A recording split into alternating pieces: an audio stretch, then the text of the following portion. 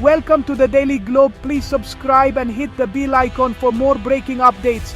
Few relationships are as economically vital as that between Canada and the United States. For generations, these neighbors have shared more than just a border. They've built a partnership rooted in trust and mutual prosperity. But in the fall of 2025, a bitter trade dispute has cast a shadow over this alliance, triggered by a new wave of American tariffs. This isn't just a fight over steel and lumber. It's a test of a relationship that underpins global stability. Billions in goods cross the border daily, so when trade falters, the world feels it. The current conflict, centered on President Trump's national security tariffs, challenges decades of free trade and injects uncertainty into North American commerce. In a world already facing geopolitical tensions and economic headwinds, the stability of the Canada-US alliance is more crucial than ever. A prolonged trade war would send a destabilizing message globally. Even the closest allies aren't immune to protectionism. As negotiations stall and rhetoric sharpens, the decisions made now will have lasting consequences for North America and the world. To understand today's dispute, we must look at the deep economic ties between Canada and the US, a partnership over a century in the making. From early timber and mineral trade to the rise of the integrated auto industry, their economies grew together. The 1988 Free Trade Agreement later expanded to NAFTA, eliminated most tariffs, and created a continental free trade zone, fueling unprecedented investment and commerce. NAFTA's success made both countries each other's top trading partners, with supply chains so integrated that a single car's parts might cross the border multiple times. Political winds shifted in the 2010s, leading to the renegotiated USMCA in 2020, which added stricter rules and a 6-year review clause, injecting new uncertainty. Still, the interdependence is undeniable.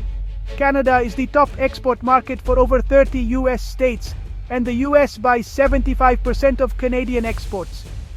Key sectors like energy and manufacturing are tightly linked. Quebec alone supplies most US aluminum imports.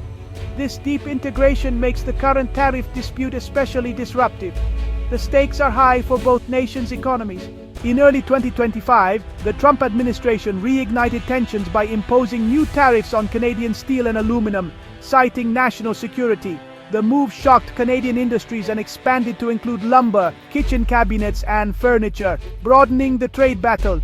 Ottawa was outraged, calling the national security claim absurd for a close ally.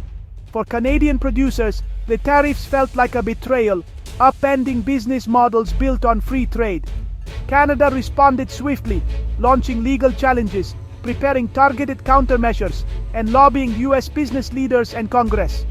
The message: these tariffs hurt Americans as much as Canadians. The Trump administration tied tariff removal to concessions on Canada's supply-managed dairy sector, a non-starter for Ottawa. An August deadline for a deal passed with no agreement, deepening the standoff. The US demands agricultural access. Canada insists the tariffs are illegal and must be lifted unconditionally. The stage is set for a tense, protracted negotiation. By October 2025, high-level talks remain deadlocked. Canada's Trade Minister, Dominic LeBlanc, projects cautious optimism, but deep divisions persist. The US insists on linking tariff relief to broader trade concessions, especially access to Canada's protected dairy market. Canada refuses to negotiate under duress, determined not to set a precedent for coercive trade tactics. Ottawa's strategy: patience, hoping US domestic pressure will force a change. Looming over the talks is the 2026 CUSMA review, adding urgency and complexity. US Trade Representative Jamieson Greer has already started preliminary review discussions, raising fears that the US could use the review as further leverage. The outcome of this standoff could shape the future of North American trade.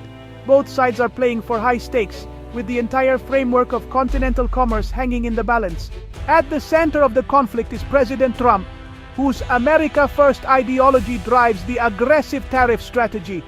He's backed by Commerce Secretary Howard Lutnick and Trade Representative Jamieson Greer, who believe economic pressure is the best way to win concessions, even from allies. On the Canadian side, Prime Minister Mark Carney leads a team focused on calm, firm resolve. Trade Minister Dominic LeBlanc and Ambassador Kirsten Hillman handled the day-to-day negotiations and diplomacy. The US team seeks a clear win, especially access to Canada's dairy market, using maximum pressure. Their public statements frame Canada as an unfair trading partner, rallying domestic support. Canada, meanwhile, builds a legal case against the tariffs and quietly lobbies US industries hurt by the dispute. LeBlanc emphasizes finding common ground, betting that US business pressure will help break the impasse. It's a clash of hardball tactics versus traditional diplomacy. The trade war's real impact is felt far from the negotiating table, by workers, businesses, and consumers. In Canada, lumber mills and metal producers face squeezed margins and job uncertainty. US tariffs make Canadian goods pricier and less competitive, chilling investment and threatening layoffs. But American businesses are hurting too. Home builders pay more for Canadian lumber, raising housing costs, while automakers like Ford face higher steel and aluminum prices. These costs ripple through the economy, often passed on to consumers. Industry groups on both sides are lobbying for a resolution, arguing the tariffs are self-defeating. For workers, the consequences are tangible. Job insecurity in Canada, higher costs in the US. Even everyday items, homes, cars, soda cans, get more expensive. The hidden cost of a trade war is a tax on everyone, disrupting decades of economic integration. Ordinary people in both countries are left worse off. The economic fallout is fueling political pressure in both capitals. In Canada, Prime Minister Carney faces criticism for not resolving the dispute, while the opposition demands stronger action. Ottawa's strategy highlights Canadian investment in the US and the American jobs it supports, hoping to build allies south of the border. In the US, President Trump's tariffs please his base but anger business leaders and some Republicans. Industry groups warn the trade war is hurting recovery and fueling inflation. The dispute could sway key swing states, especially those reliant on autos and construction. As the 2026 midterms approach, Congress faces pressure to find a solution. Canada's best hope that US economic pain creates a political imperative for compromise. Experts see the dispute as a predictable result of Trump's transactional approach, with the national security rationale widely dismissed as a pretext. The key question, who will blink first? Some believe Canada's patience will pay off as US business pressure mounts, but the risk to Canadian exporters is real. The best-case scenario, a quiet de-escalation, with both sides saving face and restoring the status quo, though trust will be damaged. The worst case, escalation into a full-blown trade war, with more tariffs, retaliation, and lasting economic harm. Another possibility, the dispute becomes entangled with the 2026 QSMA review, threatening the entire North American trade framework. Canada and Mexico may need to unite to resist US pressure. Most analysts agree. Only a negotiated settlement makes sense, but political ideology and unpredictability cloud the path forward. The outcome will shape the continent's economic future. This trade dispute is a warning for our times, showing how quickly even the strongest alliances can be shaken by politics. Tariffs on steel, aluminum, and lumber are more than economic measures. They threaten the foundation of North America's partnership. The lesson: even close allies must work constantly to resolve differences through dialogue, not confrontation. In a world facing instability and global challenges, international cooperation is more vital than ever.